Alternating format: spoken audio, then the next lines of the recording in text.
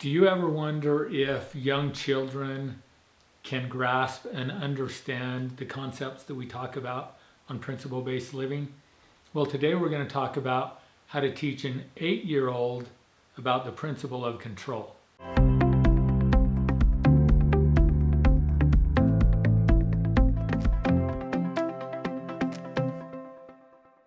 So today we're going to address a topic that was requested of us from one of our viewers, and the topic is how do you teach an 8-year-old the principle of control? What we're going to talk about today can apply to not just an 8-year-old, but to any young children, and it can also apply to any of the principles that we talk about in principle-based living. So the first thing, in order to teach anything to somebody else, first thing that we need to do is we need to understand it ourselves.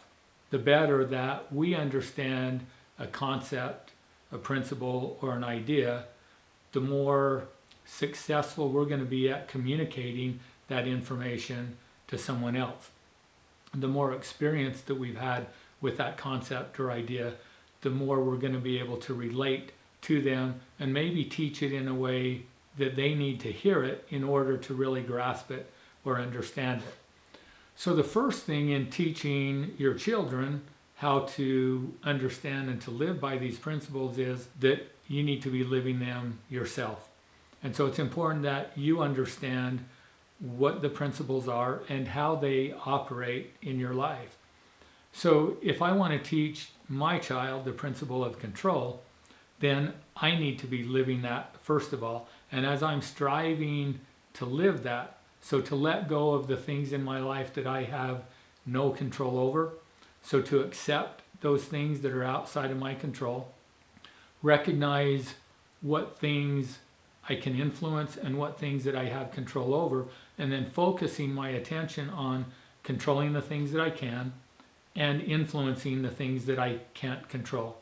So remember, there are only 3 things that we can control, and that is our conscious thoughts, our emotions, and our behavior. Now, does that mean that as a parent that you need to be perfect in modeling the principle of control to your children? No, not at all, because none of us are perfect and all of us make mistakes at times. But what we can do when we mess up and maybe we lose control or we try to control something that we can't control is when we recognize that, and let's say that we've done that with our child. So our child observed us and maybe we got upset over something. And when I was upset, I blamed whatever it was that influenced me to get upset. And then after I calmed down and I realized what I did and that my child was there with me, that's a perfect time to then be able to go and sit down with your child and say, hey, remember when this happened just a little while ago, when this happened and then I responded this way and I said this? So I've talked to you about the principle of control, right? So when I was doing that, was I following that principle? Was I being in control of myself, or was I trying to blame and to say that someone or something else was controlling me or making me do something that I didn't want to do, or making me feel a way that I didn't want to feel? And so that's one of the best ways to teach. So there's 2 ways to teach. One is we give our child the information, but with just the information, it may not mean much to your child. It's just a bunch of words. But then when they see us go through an experience like I just talked about, and then we're able to sit down with them and talk about that and say, when I was saying that I was angry because of this, is that true? And then your child can go, they may say, well, yeah, you were angry because, this person did something that wasn't very nice to you. And then that's an opportunity for you to say, yeah, but did I have to get angry? Or maybe I could have looked at that person in a different way and just realized that, maybe that person was having a rough day today. And so instead of being angry at them, maybe I feel sorry for them. And because I changed the way that I think about that person and why they're doing what they're doing, then all of a sudden my emotion changes.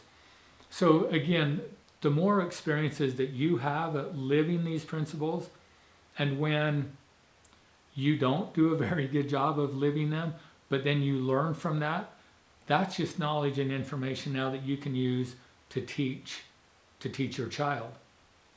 So the other best opportunity to teach is when your child now is experiencing it. Let's take the emotion of anger, and let's say that your child is really upset, and they're really upset because another child at school did or didn't do something to them, and they're really mad at this person, and maybe they have some mean thoughts of what they want to have happen, to this person.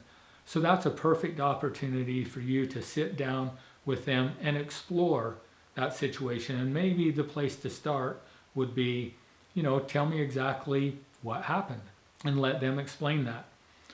And then the next place to go would be, so why do you think that this person did what they did? And allow them to share their belief, right? Because it's their belief that's creating their emotion, and it's their belief that's driving their behavior.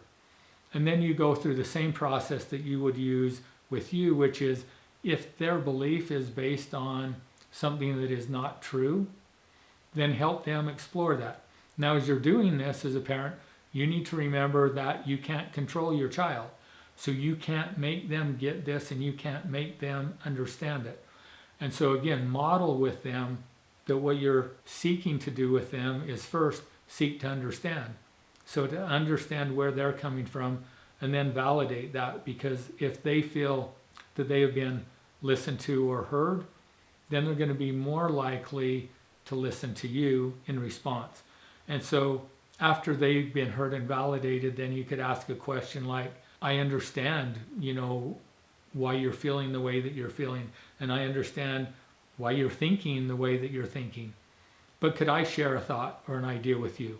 And if they say yes, then that would be a time to propose or suggest a different way of looking at it.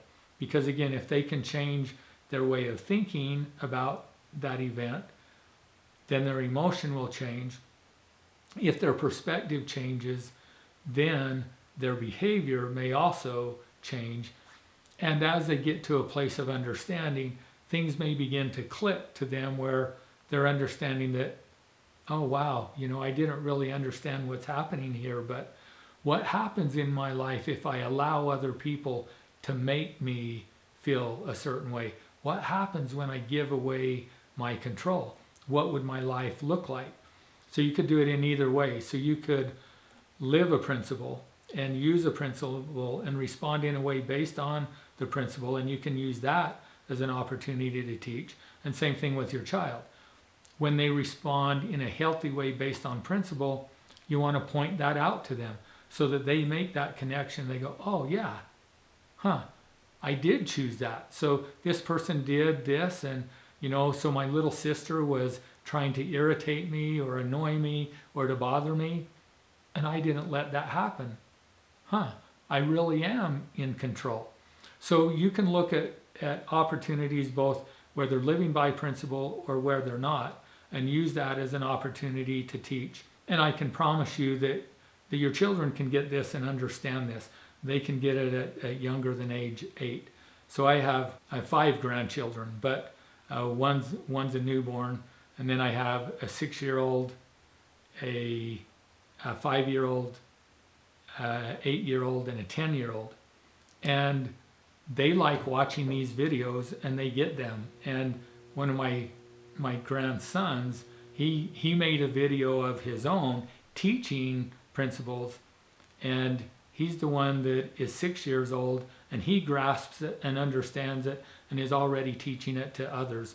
So you want to make a difference in your life and in this world, teach these principles to your children. Help them get it and understand it at an early age, and that will make a huge difference on how they live their life and the level of happiness and success that they experience. Thanks for watching. Be sure and subscribe to our channel. Ring the bell so that you get daily updates. If you want to know more about who we are and what we do, visit our website at principlebasedliving.com. And if you're watching this on LinkedIn, be sure and follow me here.